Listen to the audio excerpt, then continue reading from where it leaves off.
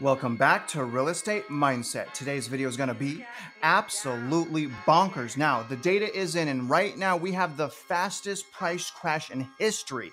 And what we're going to do today is I'm going to jump into a Zillow article that essentially goes into that. And I understand, you guys, we can't really trust Zillow, and they've lost tremendous amounts of credibility, but nevertheless, they still are a data provider. And I find it sometimes important because if Zillow's saying that we have record price crashing, then you can guarantee we have record price crashing because they're overly optimistic and hate talking about what's really going on in the housing market. And after that, you guys, I'm going to pull up some Fed economic data charts, Shiller charts, and I'm going to show you guys with various sources of data that we are actually in the fastest price crash in United States history right now, without unemployment, without hypersupply, without foreclosures, which means the housing market bubble that we're in right now was printed. It was printed with the COVID money, right? Through COVID, through lockdowns. They crippled us in the lockdowns. The demand continued, supplies went down, and they printed the money. This is a printed fake housing market bubble, and it is crumbling at historical paces. And why people can't see that, I don't know. We have so many indicators. The great thing, though, guys, is we no longer have to be defensive. This time last year, this is my 1 year anniversary almost. I've been doing this like 1 year and like a few days. But I remember 1 year ago, we didn't have the data. All I had was my heart. I had my experience. I had like, okay, you know, house prices aren't supposed to go up this much, right? But now we don't have to play defense. What we have to do now is worry about ourselves and finding and understanding what a great deal is. Now, if you guys can't understand, I'm not a financial advisor, even though my bio is someone that loves you, and I love helping people. And thank you for growing this channel with me. I can't tell you how much that means to me, but I'll try. It means a lot, you guys. It means a lot. And if you guys can, please, for all of the effort, for all of the love, for everything I'm trying and attempting, like this video, subscribe if you haven't already, shoot me a comment below because you guys know that I love hearing from you. But either way, the name of the article that we're going to read from Zillow is titled December 2022 Shiller Results and Forecast Steady Decline. So we're going to go over this, guys, and don't worry, I will pull up the Shiller as soon as I'm done reading this. Few bullet points. Let me zoom in so we can see this a little bit better. All right. So few bullet points is the S&P CoreLogic Shiller U.S. National Home Price Average rose 5.8% year over year in December, not seasonally adjusted, but down from 0.76% in November. So they're still holding on to the 5.8% year over year growth. Now, obviously, you guys, here's the thing with Shiller. A lot of people lean on Shiller, but it is one of the biggest lagging indicators of what's happening right now. So that's why I really don't reference it. But now that we have like months of data that is showing price decline, it's going to become more relevant. But we had to wait, you know, till like right now to really start getting this data when, you know, our channel, Real Estate Mindset, was talking about it, you know, from the beginning of last year. So that's why you really can't lean on stuff like this. And they're still saying that, you know, that year over year growth, but it is what it is. Now, second bullet point, annual growth was lower in December compared to November in both the 20 city index and the 10 city index. Annual growth was slower in December than November in all markets. That's crazy. In all markets, no market is going to escape untouched, right? Different markets will have different home price decline, but it's going to react differently depending on your market, especially, I'm watching Miami. Miami is blowing my mind. The demand is just so high. The migration is just so high in Miami. This goes on. Home prices fell again in December, but levels are still higher than a year ago. See their over-optimism, you guys? You see their over-optimism, Zillow? Stop it, Zillow. Stop your cheerleading. Stop your cheerleading. Buyers and sellers ended the year on a discouraging note, with sales declining as mortgage rates soared, new listings sputtering out, and active inventory pulling up as homes are spending longer on the market. January brought about some new energy, okay? January brought some new energy because of the lower rates, right? The rates were actually slightly under 6% for some people to the market as mortgage rates drifted down, boosting buyer demand enough to possibly slow the cool down in prices in the beginning of the year. But as rates are back up in February, as a result of that, right? If the people wouldn't have went back buying, we probably wouldn't be at 4% treasury, 7% residential mortgage rates. But they did. They went out. They bought overpriced houses. They're fighting the Fed. All these people fighting the Fed. It's crazy. It's likely that any momentum in this market will be short-lived. So what this means right here, you guys, is all of the realtors on YouTube that some people watch are going to flip once again. This means flip-flop, flip-flop.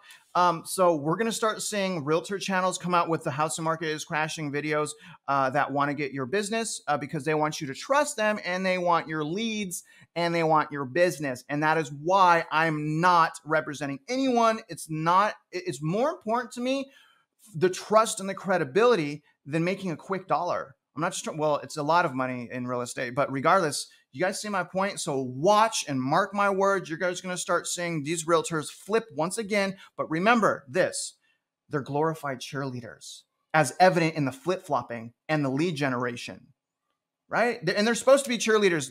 They sell houses. They sell you, right? To buy. That's their job. Although it shouldn't be. Their job should be providing data, explaining what a great deal is. Anyway, let's go down here to the forecasting. And I just want to show you, we're basically comparing to what Zillow forecasted. Okay, so this right here, this column right here is Zillow forecasting. This column here is Shiller. And again, Shiller is lagging, you guys. You know, a lot of people, like myself included, I don't use Shiller. It's too lagging. But let's just see how Zillow did. So Zillow estimated a 0.2 increase in the 10-city composite month over month. But because that's what Zillow does, they stay overly optimistic, even in the face of all of the data, right? Even though they're a data provider, they stay optimistic. It isn't... I hope people see this, but the reality is instead of going up 0.2%, it actually went down 0.4% on the 10-city composite month over month. Now, year over year, they estimated 5.3 growth. We ended at 4.4, again, according to Shiller. We're obviously, you know, with other data providers like Redfin, that's not what it shows. Now, 20-city composite, again, overly optimistic with Zillow at 0.2. The reality was it was 0.5 decline. So again, decline. So pretty much all of these categories, Zillow was off. Here's the 20-city composite. They said growth 5.6. The reality was it was 4.6. U.S. national month over month, they were like, let's just go 0. Let's be safe. But the reality is it was down 0.3. So what we're seeing on this side is you can't trust Zillow.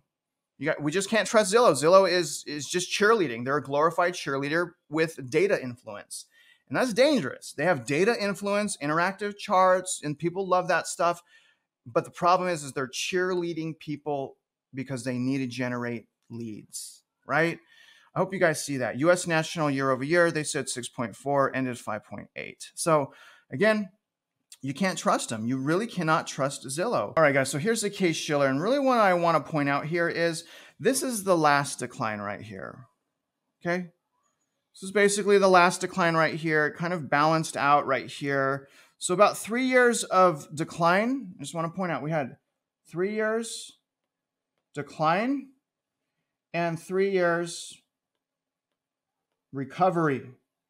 Not equity growth. So 3 years decline, 3 years recovery the last time. But I also want to point out this.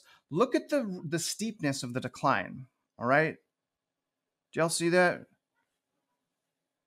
Move that. Look at the steepness of this decline right there.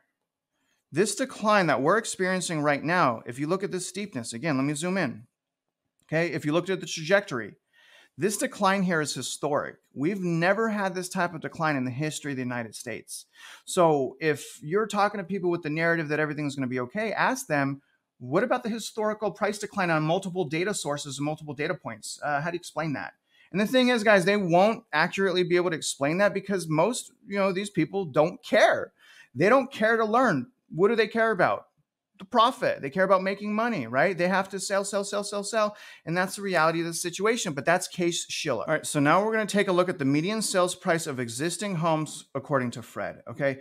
And I just really, you guys, again, I just want to point out, okay, this is crazy. Now, this is a relatively new, let me move my picture here. This is a relatively new chart. It only goes back to 2022. But let's point out, again, different data source. Okay, this is just median sales price. This is updated on a monthly basis. Here's where we peaked. All right, that was our peak. Now, that peak was around June, and we peaked at 413K. Okay, That's where we peaked. Again, this is just a different source of data. We have historical equity crashing right now. Now, if we fast forward to right now, to today, we're at 359. Okay. So from June to right now, we've lost, you guys ready? 50. Okay. So we've lost, all right, $54,000, 54,800. That's where we're at off peak. That's historic. That's historic, you guys. You want to know what that represents according to Fred? Okay. You ready for this? That represents 13.2% decline. Pretty messy. I'm looking at these notes right now, you guys, but I think you guys are getting the point. And the point is now we have the data. Before we only had various data, groups that were spelling out the historical equity crash, but right now we have pick a data source. The cat's out of the bag, and not only is it out of the bag, I don't think people are understanding the severity of the house price crashes or the speed in which it is crashing. When they should, it's worse than last time. The price crashing is worse than last time. Why aren't we talking about this more, right? Why isn't it like deep in mainstream media? It's absolutely crazy to me. But either way, you guys, let me bring up a few more charts. All right, guys. So right here we have Fred, again, Fred Economic Data. Here's the median sales price of houses sold in the United States. But this is quarterly right here. I couldn't use the other one because they just started doing monthly for some reason. But here's our quarterly. And really what I want to point out is the decline last time. So again, you guys, remember right now we're at 13%, okay? So already in less than a year, we're at a loss of 13%. And again, less than 1 year, negative 13%, okay? Horrible handwriting, horrible grammar, horrible handwriting. I get it, you guys. But what I want to really show you is, okay, so here's the last bubble, okay, right here.